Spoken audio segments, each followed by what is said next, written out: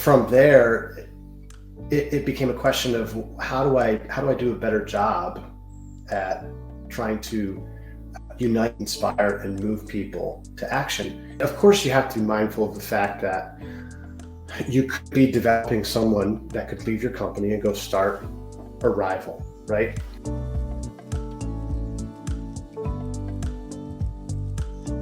Welcome to the Be Better broadcast. Today, we are speaking all about leadership, but we're not just going to be talking about leadership principles today. We are going to lay out a framework that you can use called the Leader's Survival Guide, as well as a few other frameworks that will help you go from where you are now to where it is that you want to be in your life so that you can better equip and lead the people who surround you, whether it's the people in your family, the people at your workplace, the people in your community, the people anywhere that you interact with. Because if you're listening to this show, number one, you're already obsessed with improving yourself. And number two, you want to make a difference in the world. And leadership and stepping into your own personal excellence in leadership is going to help more people to do that. To do this, we have a friend of mine, someone who's local to me over in Albany, New York, Mr. Dean Leber, and I'll introduce you to Dean here in a second. But all that we ask when you take away something from this conversation with Dean is to share the show with just one other person who could use the show as well. We're not going to play an ad. We didn't have any paid sponsors come in. We do that because we don't want to interrupt your viewing experience. We don't do this to appease the people who are paying money to the show. You are the reason that the Be Better broadcast has grown the way that it has over the past 2 years, with over 330 episodes and a lot of great results from those who've listened to the show. So if that is you, please share the show with just one other person, and let's get this in front of more people. For those who don't know our guest today, his name is Dean Leber. And for the past 15 years, Dean has served in a variety of leadership roles. He's been on sports teams. He owns a business. He's led large teams, and now he consults with other leaders. Dean believes that when we see ourselves as leaders, we seek to develop the leader in us. And by doing that, we can create a truly bright future. And you know this, we need more leaders in the world today. We need leadership in general, because if we don't, then we're going to continue going in the direction that we're going. So we need stronger leaders, and the number one way to do that is to develop ourselves. So let's talk about that today. Dean, it's great to have you on the show, brother. Thanks for being here. Yeah, man. Thanks for having me. Appreciate it. Glad to be here. It's great to have you. Bill McCormick introduced us. And for those who are fans of the show, you might have seen Bill McCormick's episode. Bill's a great guy. And Bill introduces me to people only when he knows it's going to be an excellent fit. And you and I talked 3 or 4 months ago for the first time ever. And after I talked with you about what you're doing and your history and your family life and all these things, I was like, brother, we have to have you on the show, because everything you do just exudes leadership. Just your personality, just the way that you speak. But the thing I appreciate about you is you're not just like, okay, this is the tactic number 1. This is the tactic number 2. Like our conversation was very deep, man. The first time that we talked about consciousness. Like we went really deep into the idea and philosophy of leadership. So I just wanted to commend you for your unique way of thinking about this topic that a lot of people talk about, but you have a very unique twist on it. So I'm really excited to dive into it, brother, and I commend you for it. Sure. Thanks, man. Well, I said this before we started, but I want to say it again, especially while we're here and we have a captive audience. But I want to say thank you to you for hosting this podcast. I don't think, and I said this before, I don't think there are a few things that you can do too much of, right? And I think self-development and leadership and asking the question of how can we be better versions of ourselves, I don't know if there can be enough of that out there. So thank you. I appreciate that. Well said. And let's continue to move that path forward, brother. Let's do it right now. So I'm curious, when you created what you call the Leadership Survival Guide, what was missing and what is missing from this world that we live in now when it comes to leadership in the modern age, that you said this survival guide is necessary and needed in order to further this idea that we call leadership? That's a great question.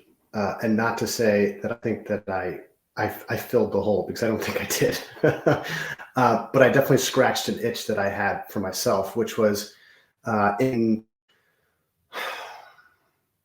I was reflecting on how I felt like if I had more tools, I had better tools, if I had more insight on a whole host of different things within the leadership world, that I would have been more successful in earlier on. So, for example, I opened my first company in my early 20s. I later sold it in my later 20s, but that space in particular, there was a bunch of bumps and bruises and struggles that I had kind of worked through. I said, man, if I had some sort of guide or some sort of resource that was helpful for me, that could help me navigate the space more effectively, that'd be awesome. So I actually started taking just tools, lessons learned, principles, overarching principles. And that's what I love about leadership in general. Taking these big principles and tried hard to like put them in a manual, little manual for people. And then when I went to grad school for organizational leadership, I took a lot of the different models that I thought were fantastic, whether it was time management models or organizational change, like large scale change in organization. And I tried to make them really practical for people who aren't in academia at all, to be able to look through this and go, oh, okay, here's how I navigate conflict, for example. Or here's how to identify where we're at in a change cycle as a company and what actions we need to do in order to continue to move this needle forward. So I took a bunch of these different things, smushed it into a little manual, and I have it saved as a PDF and leverage it as a tool for some of the clients that I work with. So it's kind of like a mixed bag, if you will. And the cool thing is when there's when a leader is struggling with a specific topic, or else you can kind of reach into that bag and go, okay, what's in here? Is there something that might help us, whether it's leading teams more effectively, building trust leaders, which is really important. They have the opportunity to kind of grab into that bag, pull it out, look at it, and leverage it as a resource. So that's great. So let me ask you this now, because not all people who've come on the show who are leaders in a company or leaders in business who speak on leadership, not all of them went to grad school for organizational leadership. So I've always been really curious about this personally. What, and I'll ask you this way, what did you notice was there a disconnect between academic leadership and being in the workforce? Because you're in a unique situation where you started a business before you went to grad school for organizational leadership. So what did you learn from the academic side of things, and how did you take that and actually apply it in real life? Like, do they fit together, real life and academics, when it comes to leadership? Yeah, I think that's a great question, actually. So I think that it's the research models and the application. And people that do research are not the same kind of people that have their sleeves rolled up and are just in the trenches. They're two different kinds of people. We need both people, right? However, there can be a gap that's missing between research over here on one side and then application. How do we take this stuff that we learn, that we realize there's something of substance here, and then how do we take this information and bring it over for the people who are actually in the trenches and say, hey, here's how you can use some of this stuff. So I think that the survival guide in particular is kind of a bit of a conduit for that, taking some of the academic conversations, information that's out there, and making it really digestible and applicable. And I think that's the missing gap, right? Or I don't know if it's missing gap, but there's a space there between what we're seeing in academia, which is good stuff, but then also the application of what we're learning, and making that information accessible to people that are actually out in the field, trying hard to lead, make a difference. Absolutely. So I think you just said it there, but there must be a reason that you became obsessed with leadership. because you've devoted your life to it. You've devoted your time to coaching, and you're even an adjunct professor at, is it Siena College? You're an adjunct professor? Yep. Okay, Yeah. excellent. So I mean, you've devoted your life to it, brother. And I mean, you've been a leader for a very long time. I mean, you've been with your wife now for 12 years. You've been married, or you've been together. Is that correct? Yeah. 12 years married. Yeah. Oh, 12 years married. Excellent. Very cool. Yeah. And then you've got 2 young daughters. I mean, you're a leader in your family. You're a leader in business. You're a leader in your community. I mean, you're a leader in all these different places. So when did you become obsessed with leadership? And what was it that really drew you in to say, I really want to devote my life to this topic? Yeah. Ego. I was in my undergrad, and I was sitting there, and we were actually talking about leadership, and I went to school for business, and I was thinking to myself, God, or you don't, like, these are ridiculous conversations. And the reason why I felt that way is many of the leadership experiences that I had within sports, and I didn't struggle to gain buy-in within that space because, well, most people are within 2 years of me, and the work ethic is kind of like leading by example and all that kind of stuff. So I sat there and I was like, this is just stupid, silly.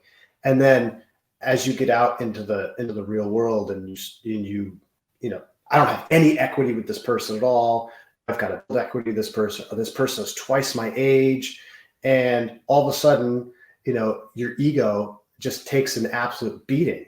Mm-hmm. And for me, going through this massive learning experience with some pain, and realizing that the confidence that I had, the self-reliance that I had was really not founded on anything of true substance, Mm-hmm. And so from there, it became a question of how do I do a better job at trying to unite, inspire, and move people to action, and realizing that it started with self. And this is a conversation I have with people all the time, which is very ironic.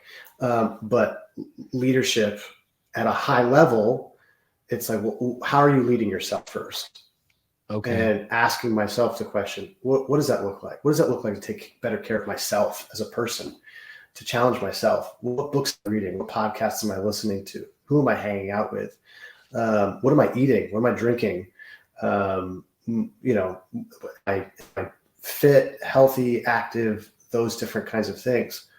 And ultimately it came down to, okay, where am I at? And it's the ego and the confidence in my early 20s was getting in the way of the opportunity to actually grow and be open to truly understand things. And so realizing that as I kind of walked through this experience, that being open to change and learning for myself, and how that made a huge difference in me, and seeing how much truly leadership principles transforms people. So leadership is not just about power. It's about taking control of yourself and learning to lead and manage yourself, your behaviors, all those different kinds of things. If you want to lead other people, you have to earn that right by leading yourself well first. Why is that? What does that say to other people when so a lot of people might hear that and they're like, wait, isn't leadership all about you helping other people? Well, that's a big part of it, but you just said it starts with you.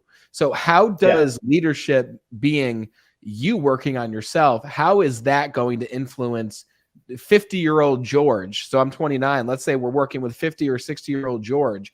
How is working on me and eating the right things and moving my body and listening to the right books and hanging around the right friends, how is that going to then influence 60-year-old boomer or Gen X George? Yeah. I mean, it's the whole walk the walk thing. Like, you walk the walk, you talk the talk. It's what I like to call integrity. Integrity is consistent actions, right? You say what you're going to do, and you do what you're going to say. And it gives you more credibility with people. It's that simple. In addition to that, the disciplines that it develops in you as a person to create some level of self-mastery and say, hey, here's a habit that I want to adapt. And then you adapt it, and you figure that out, you wrestle with it. That just like going to the gym and working out, you get stronger over time, or build up cardiovascular endurance over time. Same exact thing when you focus on these disciplines, if you will. You focus on these personal habits, these personal things within that space, that leading self first. That develops character. It develops, virtue, if you will. And that's just important in general, right? Developing character is really important. Like parents tell you, oh, go get a job, or work hard, or like physical labor is important. Why? Those things build character. And it's the same exact thing within the leadership space. Leadership is character in action, right? So unless you have character, unless you've developed that, and that has to be forged in fire, forged in pain, like it doesn't come easy. Then you're not gonna have the skill set, strength, or the ability to lead on a larger scale. It's just not gonna happen. Leadership is hard. It's really hard.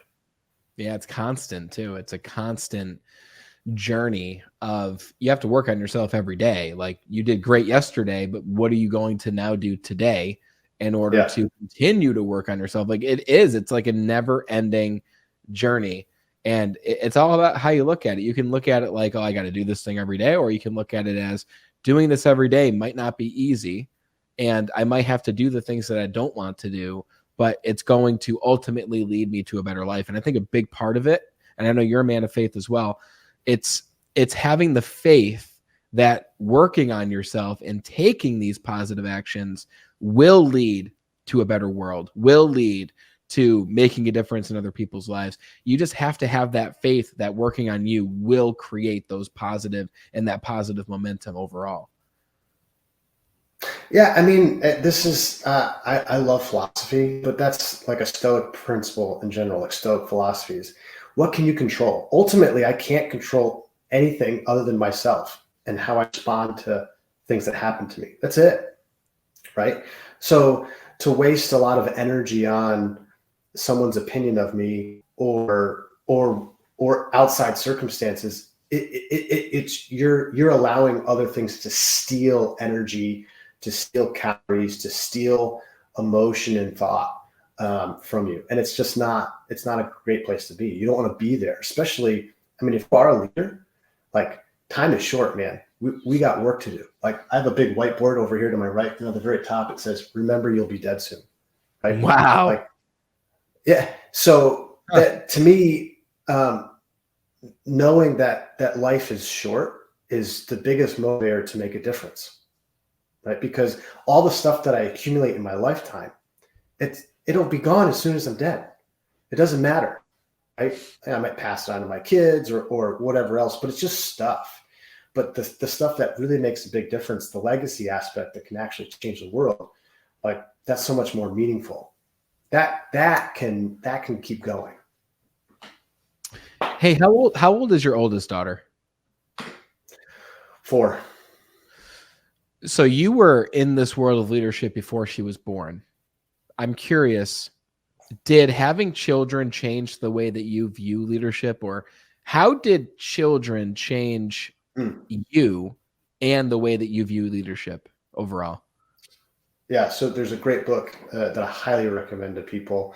It's called The Self-Driven Child. And so how I see it, actually, and it's actually only bolstered my views on leadership. And I would say leadership is an umbrella. And underneath that is, being a good partner. Being a good parent is also underneath there. Being a good teammate is underneath the leadership umbrella. Being a good captain, being a good boss, employer, those things are all underneath there. And to me, being a good parent is a leadership duty. It's a leadership responsibility. And so I think if anything, it's only bolstered a lot of the thoughts that I've had on leadership, how important leadership actually is, because parenting is just a form of leadership. That's really all it is. And some of the leadership principles that I kind of ascribe to is you're constantly looking to empower and help people move towards being more independent and autonomous, right? That's what good leaders do. They make more leaders. They don't make followers, right? And so with your children, I think of it as kind of like a V, right? Your child, when your child is in their mother's stomach, right? Like that's as close as the baby's ever going to be, the child's ever going to be to their parents. After that day, they're born. Every single day, they're becoming more and more autonomous, right? The path of the child and the parent is diverging every single day after that. Wow. Because you're trying to help launch that child, right? So it's like my 4-year-old, I put all food out on the table and I'm like, hey, grab a plate, fill up your plate. Everything that goes on your plate, you must eat. You can always have more, but we're not wasting food. Yeah. And then she puts food on her plate. And then she goes over, sits down, and she eats food. And so constantly trying to give her opportunities to practice, make decisions for herself, but aligning it with really important principles that she understands. Wow. Right? Which is we don't want to waste food. We don't do that. There's people in the world that are hungry, right?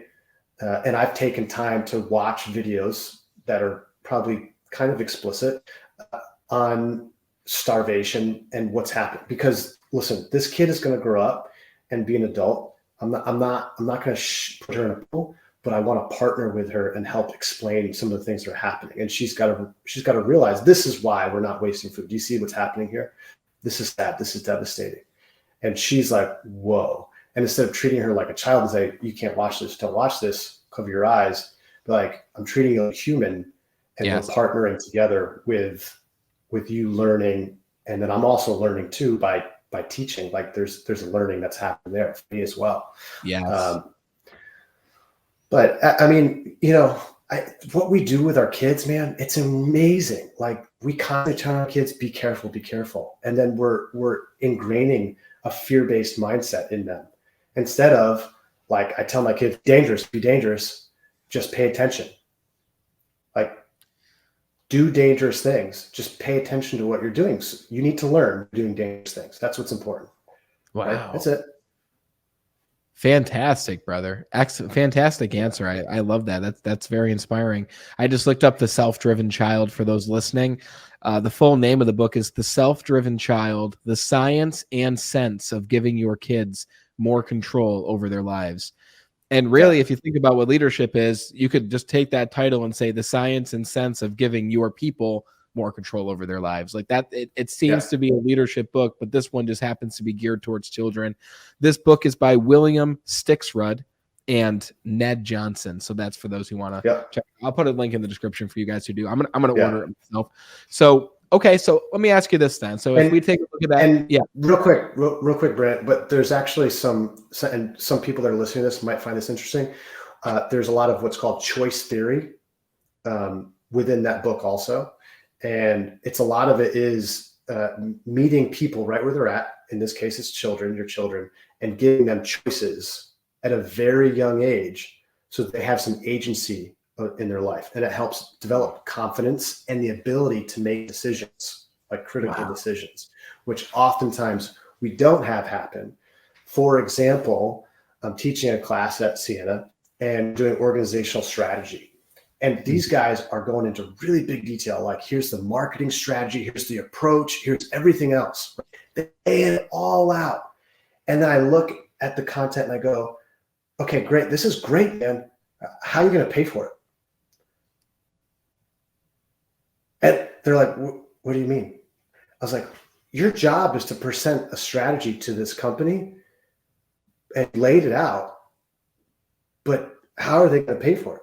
Are you going to leverage debt? Do you have cash in the bank? What's the conversation here? And so that ability to think critically, there's a gap there that's missing. And I'm like, guys, I need a new roof for my house. I'm going to have people come to the house.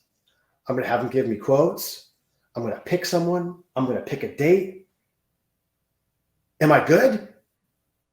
No, I got to pay for it, right? I still got to pay for the roof. How am I going to pay for it? That's a huge part of the puzzle, that their brains are just not there. Yes. And by forcing kids, children, into adolescents, into young adults to have agency and to give them choices, they have to reflect on those choices. Yeah. Why am I going to make this decision? And you can help young adults develop the ability to think a little bit more critically, which is cool. So that's so true. Choice theory. Yeah.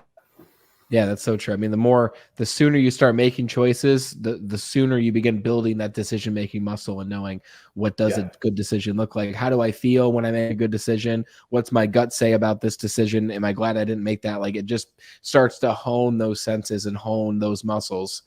I love that. So, okay. So And for people who are business owners, it's like, what does this have to do with this team? Like, what does this have to do with being where I'm at? The whole idea as leaders of our company is if we make more leaders within our company, we don't have to carry everything on our shoulder.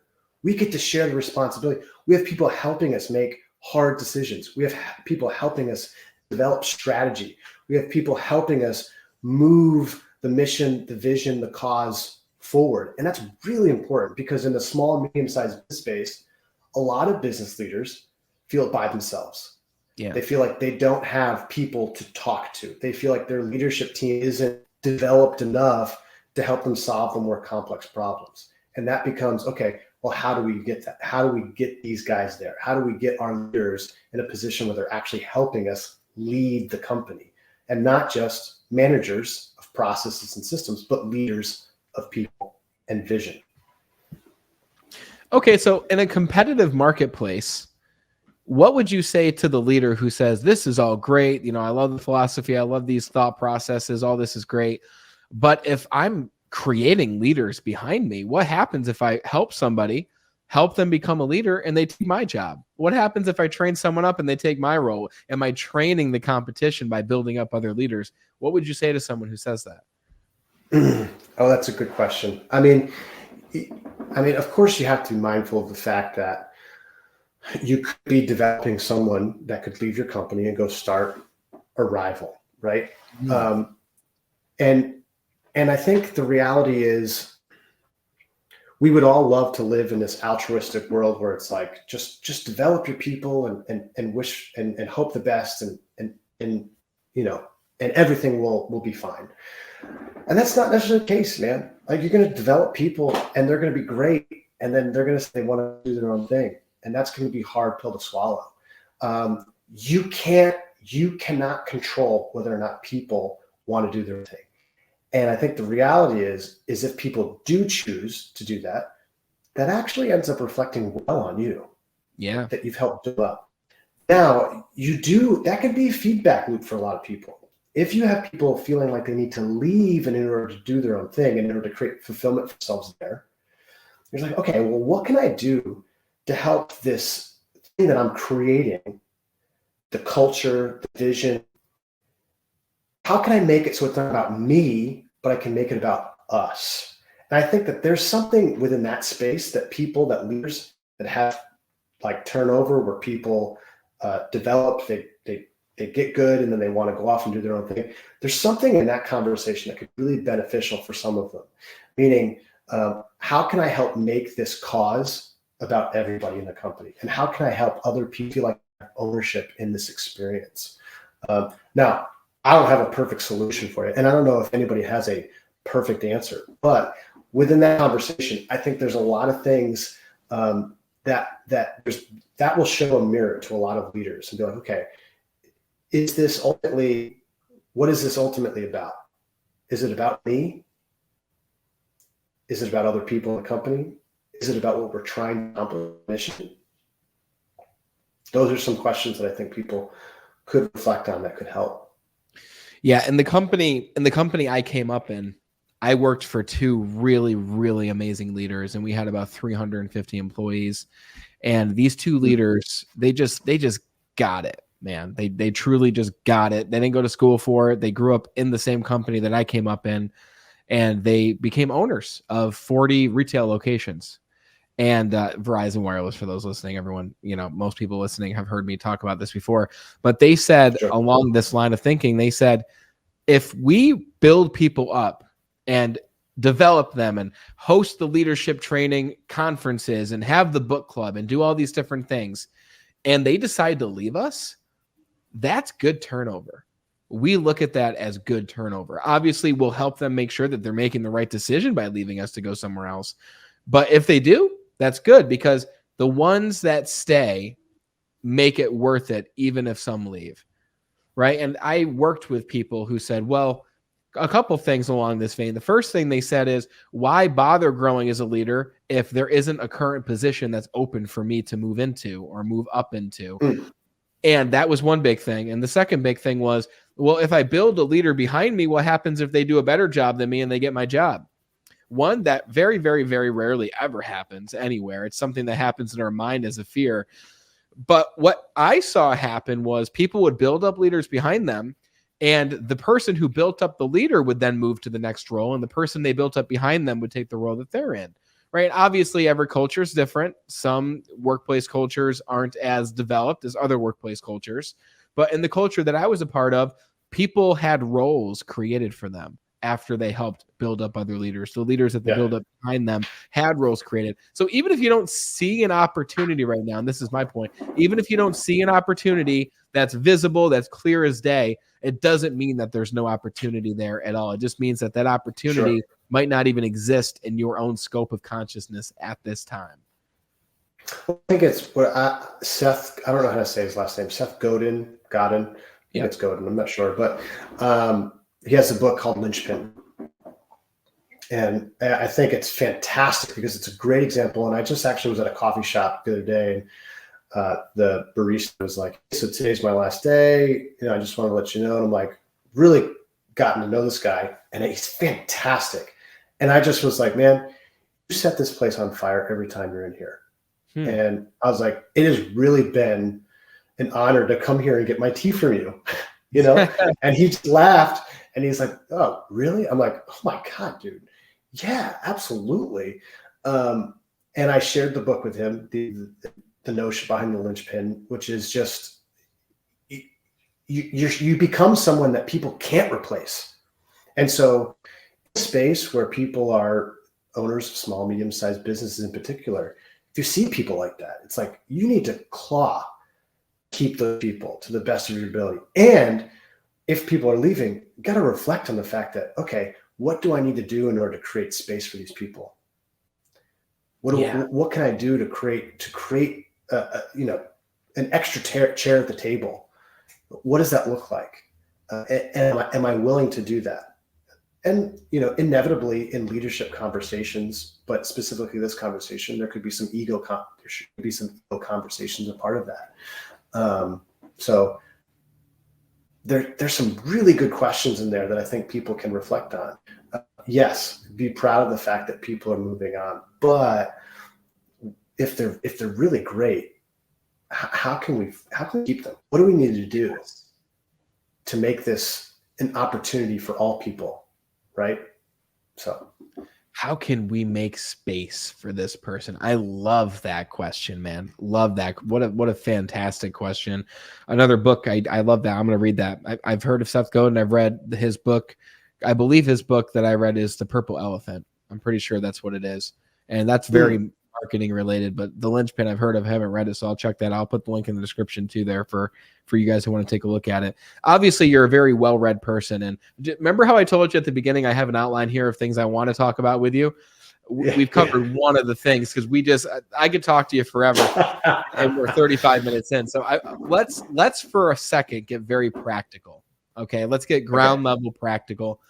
You mentioned that the very first thing we need to look at to become a greater leader is to work on ourselves and achieve what you coined as self-mastery. Okay, great.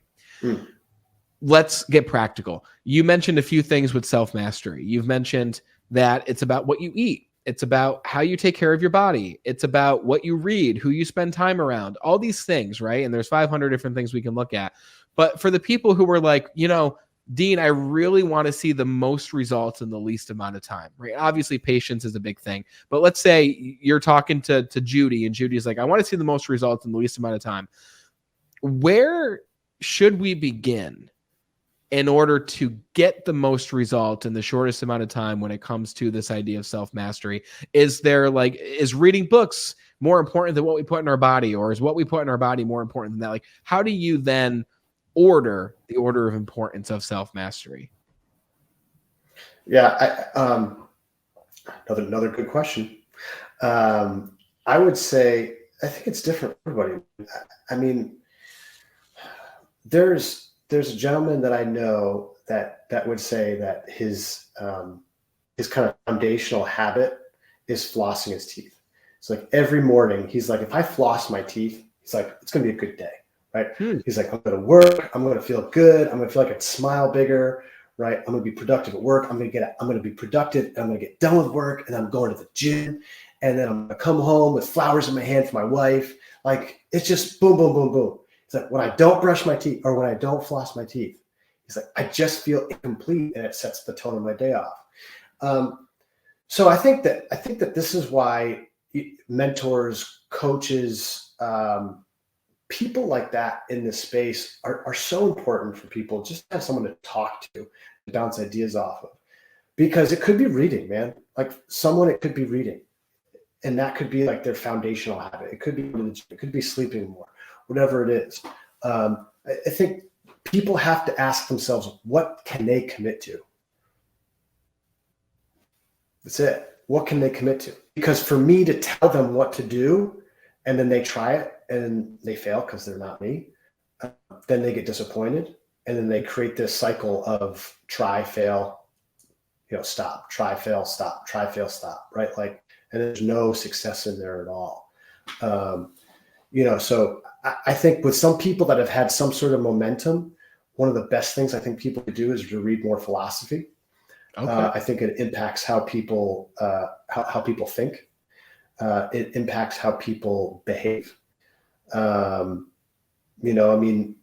Across the board, I think it makes a big difference. And some of the good, like the old stuff, like Socrates, Plato, the Epictetus, Marcus Aurelius's Meditations is a good one.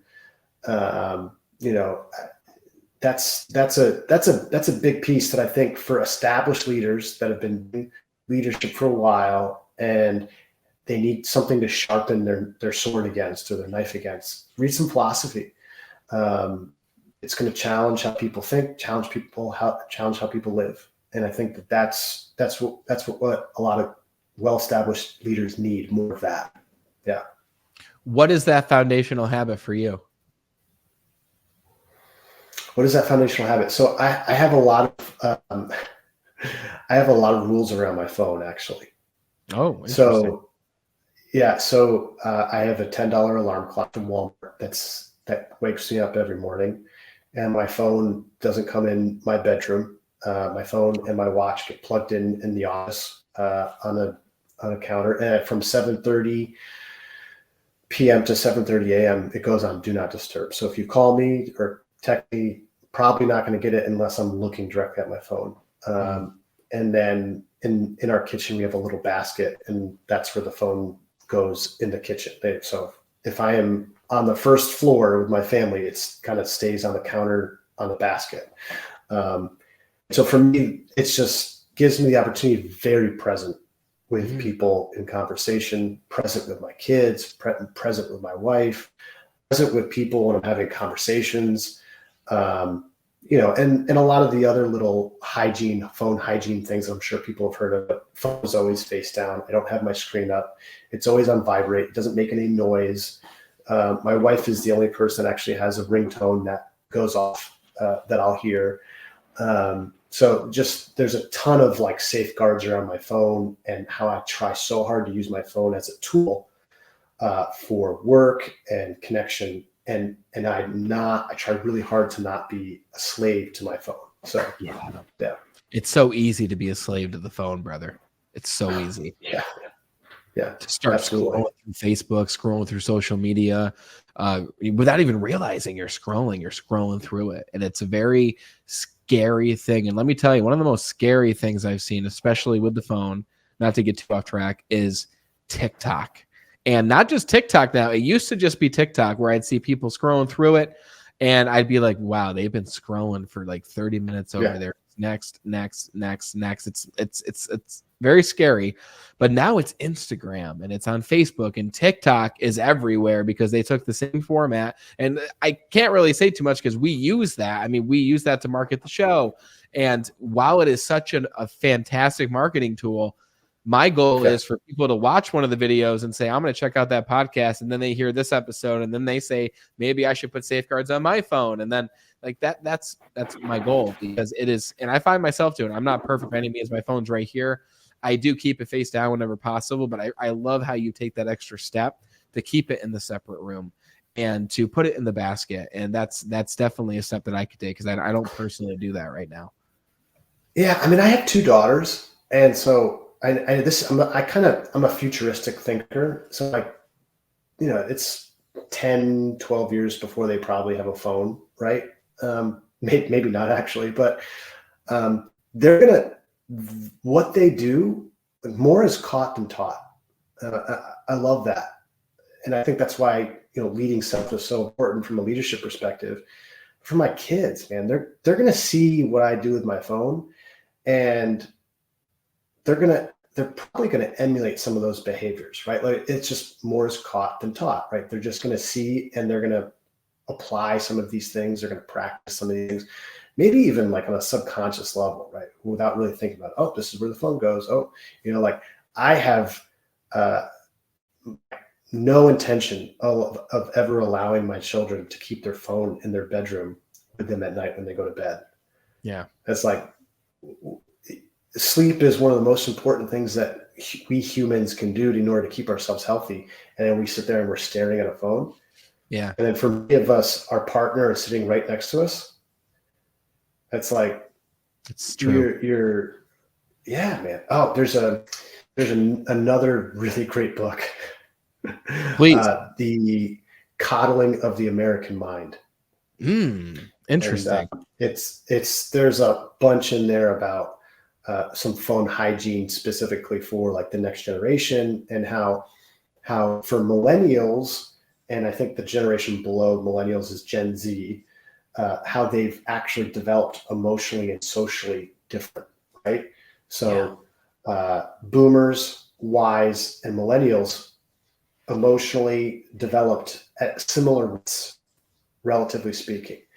There's a gap actually between millennials and Gen Y and how they're actually developing, even down to like sexual habits, right?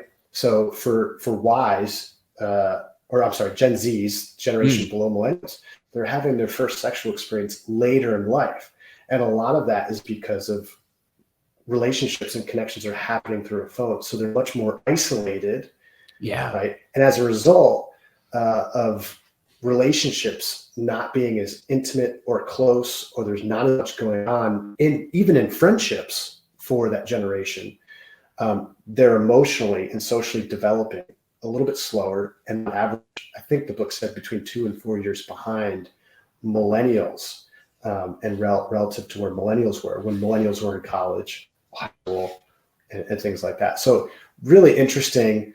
And even the other day, I'm at gymnastics for my oldest daughter is there to kind of cheer her on. All the kids had iPads. And one of the kids is like, oh, come on over. You can watch my iPad with me. I'm like, man, I want my kid to like play. I don't want my kid to be on her iPad right now. And so I walk over to my daughter and say, hey, you have 5 minutes and then you're all done with the iPad, okay, with your friend's iPad. And I'm incredibly blessed, by the way, because I know some parents would be like, what? I walked over after the 5 minutes was done. Hey, I'm like, hey, babe, we're all done with the iPad. She's like, okay, daddy. She stood up and she's like, hey, do you want to play with me, to the kid? And I couldn't believe that my kid was so good about it. Yeah. And he's like, oh, I'd rather watch my iPad right now. And she's like, oh, all right. And she walks away. Wow. She goes back to the kid. She's like, hey, can you watch your iPad later? I'd really like to play hide and seek with you right now. Good for her. And I was like, yes. Yes. Right. Fantastic. And then all the kids started playing hide and seek in the waiting area at gymnastics. And I'm sitting there, I'm like, yes, this is it. You know, all the kids are running around. Perfect. Yeah. And then it was funny because one of the parents yelled because the kids were running around. Oh no. And I sat and I thought to myself, dang it, man. Like, what do we expect? Mm-hmm. The kids aren't going to get yelled at when they're on their iPad. They're just sitting there. Yes. But then all of a sudden now they're running around, they're playing, they're interacting, they're having social experiences. Now we yell at them. I know. Dang it. I'm like, Yeah. dang it. You know, and I think truthfully the parent seemed like a really nice guy. I just don't think that he was fully conscious in that moment. Yeah. You know? Yes. So everyone's at different places in their development. You know, every adult that you see is in different places of their own self-mastery, whatever that looks like. They may have those foundational habits. They may work on themselves. They may read these books.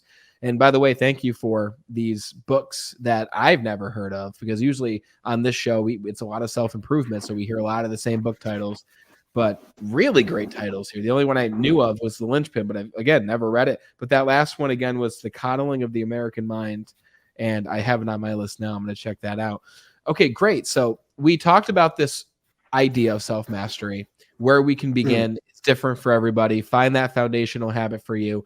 Okay, so great. So let's say we've got Joe, and Joe says, you know, I'm going to create this habit, and it works for him, and he starts moving from that. Because what happens is once you have that one foundational habit, you move on to the next, and then you move on to the next. And all of a sudden, in your day, you have these habits that are stacked up.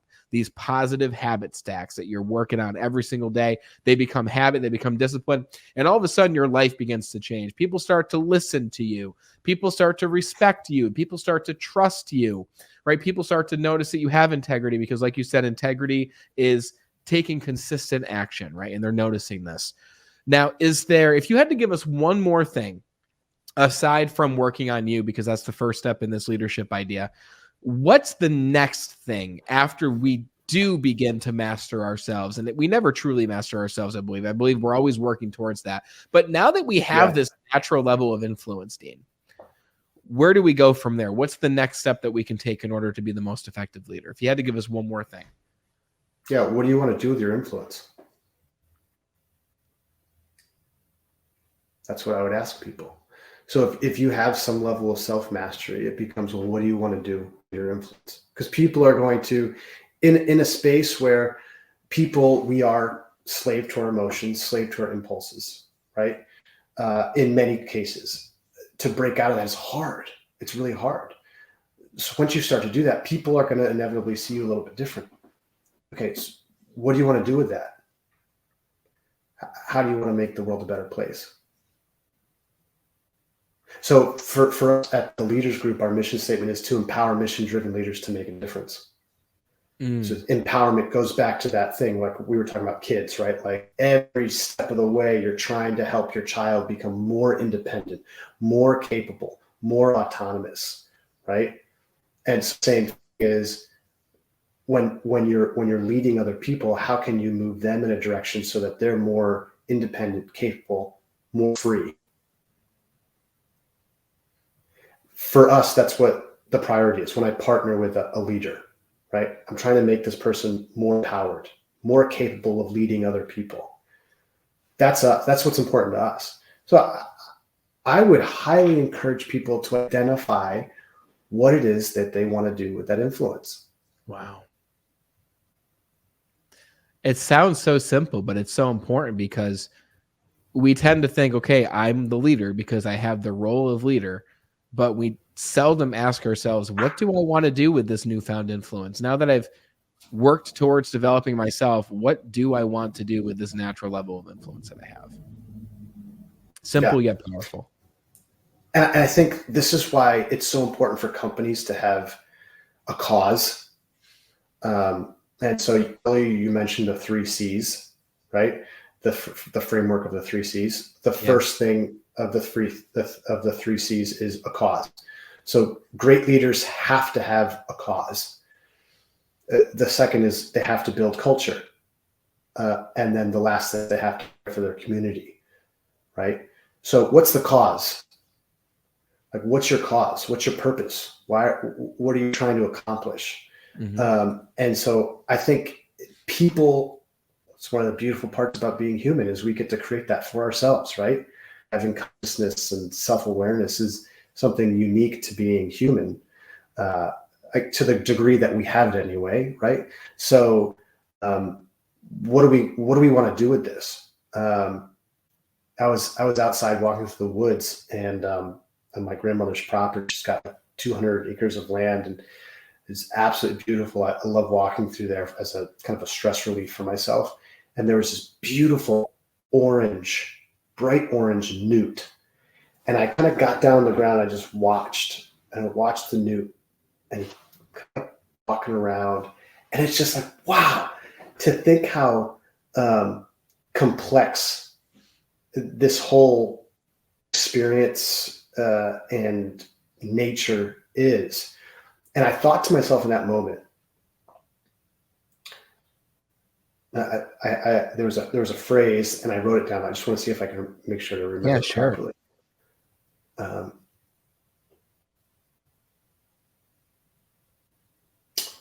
Stewardship is the burden of consciousness. Stewardship is the burden of consciousness. Right. And so to the degree that we humans have consciousness, is extremely unique and very special.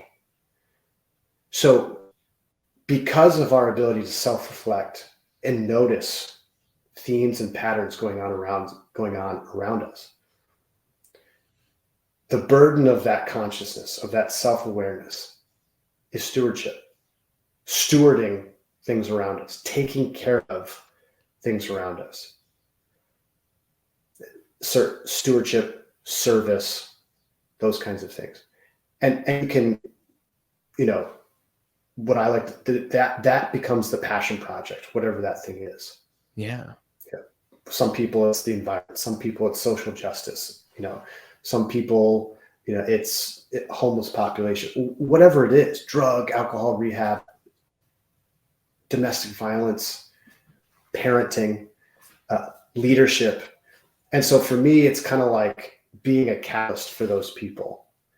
And so that first thing in the 3 C's is cause. People who are in business. Let me ask you real quick. That's a fantastic saying. How did that come from, you looking at the bright orange newt? Which one?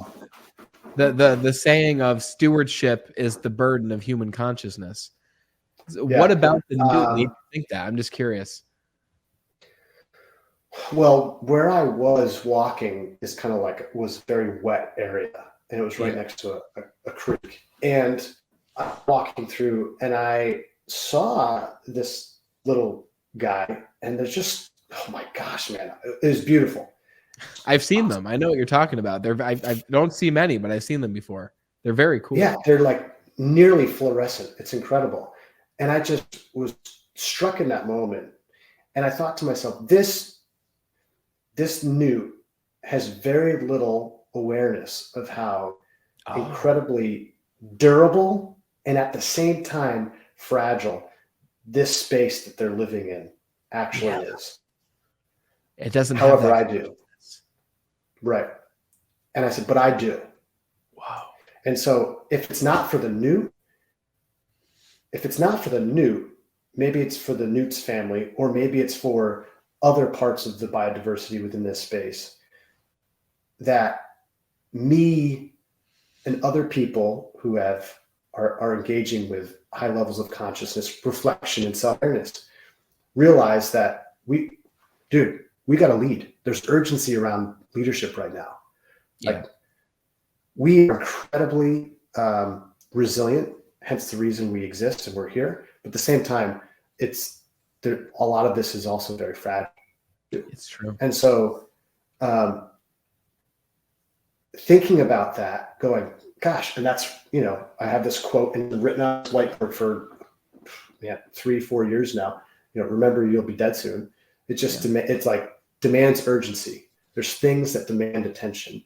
And leaders, man, like if you are a leader, you see yourself as a leader, you will be dead soon. We don't like to think about it, but so it's like, okay, instead of wasting time, what is the purpose? What are some of your skills and strengths? Are you implementing these things well? And are you going to leave the next generation better off because of your service, because of your leadership?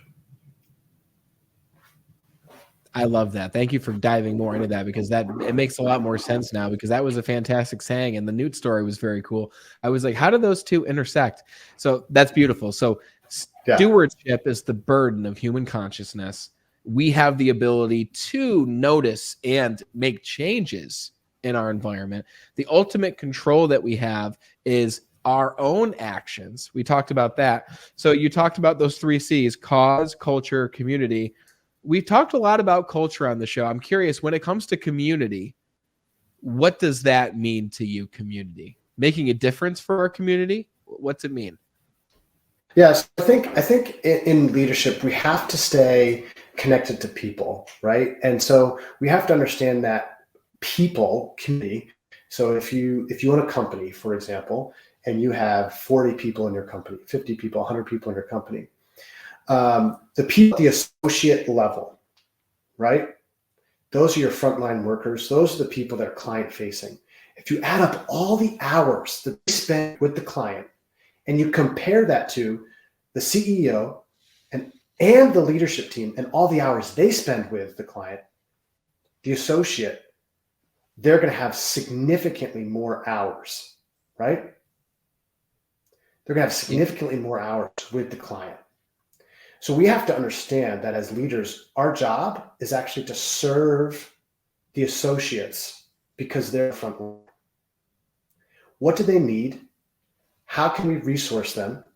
How can we make them more independent, empowered, more capable? How can we help them develop as leaders? Because they're going to be multipliers of whatever cause is. Whatever our cause is, whatever our culture is, our community is going to be multipliers of it. We can only do so much as one or even a small leadership team. But when we've got an entire team, 50, 100 people on the front line, and they're pushing this cause forward with the culture, the community becomes an absolute game changer. So as leaders focusing on how can we help this group of people become the best version of themselves possible, and ultimately it's service. Like how can we serve this group of people? That's only going to spread our influence, our company's influence. And so that's kind of like what the C stands for, like the community, right? Is you have a community, and the community is going to become a multiplier of your cause if you do it right. So serve ourselves by taking care of ourselves, and then serve your people so that they can take better care of their people. Yep. I love it. That's great. I love that. Yeah. And I think this kind of teeters on the brink of servant leadership, right? And people have a tendency to perceive servant leadership as weak. And I think to some degree, that's not a hard jump to make. That serve, you want me to be a servant as a leader, I'm going to serve people. It's important to understand that in order to be a successful leader, we're not enabling people. We're not serving people. It's not me handing my children food on a plate while they sit there at the table demanding food, right? No, it's me putting food out the table and letting them develop the tools, helping them develop the tools to feed themselves. So serving people within the context of leadership and how I talk about it is about helping people develop tools to become leaders themselves. And when we do that, we're going to multiply our cause. We're going to lead, not followers. And we're going to build people who are independent and capable, not dependent. Got it. That's brilliant. So, okay. So those tools, that you use to help people become greater leaders. Before we recorded, you mentioned several of these tools that you use.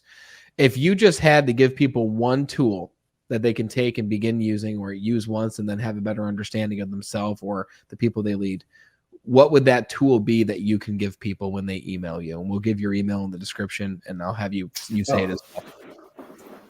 Yeah, so I have a free handout. If anybody's interested, feel free to email me, and I'll send this right to you. Just in the subject, just write Be Better Podcast, and I'll know to send you guys this little workbook. So it's a leader profile workbook, and it starts out with what I think is some of the most important things, which is developing self-awareness.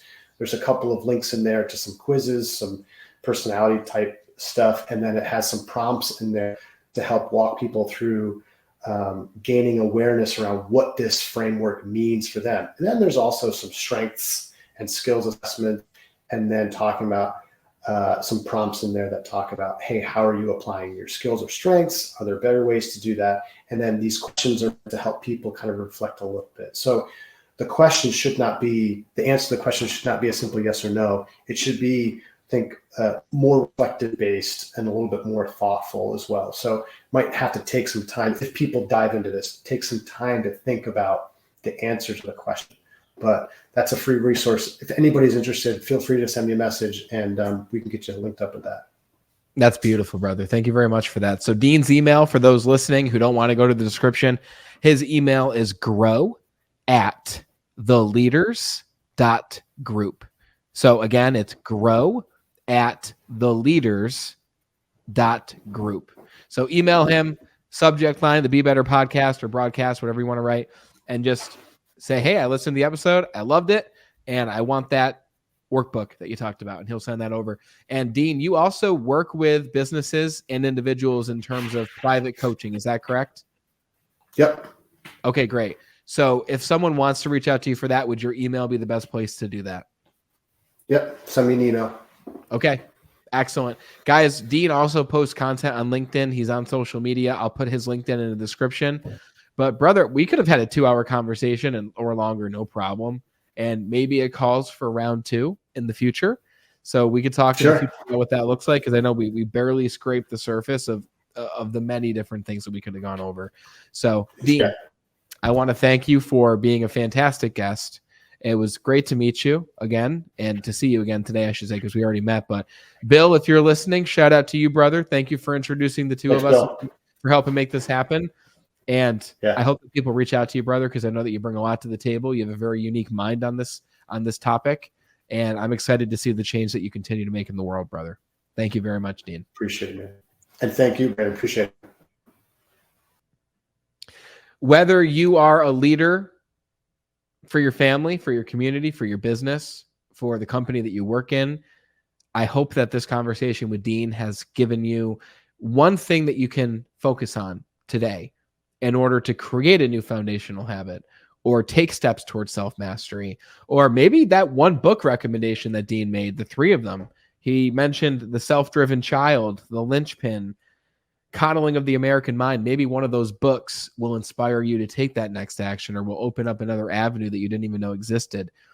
But in short, I hope that something in this conversation helped you in some area of your life. And if it did, all that we ask is you share this show with just one other person who could use it as well. Be sure to reach out to Dean, grab a copy of his free workbook. He's not going to charge you anything. He's going to send you the PDF. Email Dean at grow@theleaders.group, and he'll send that over to you. Put Be Better Broadcast in the subject line so he knows you came from here. And a link to that email is in the description, along with the 3 book recommendations, along with Dean's social profiles. This was a great conversation. Please share the show if it helped you. Thank you for being the best part of the Be Better team. And until we talk again next time, continue to be better.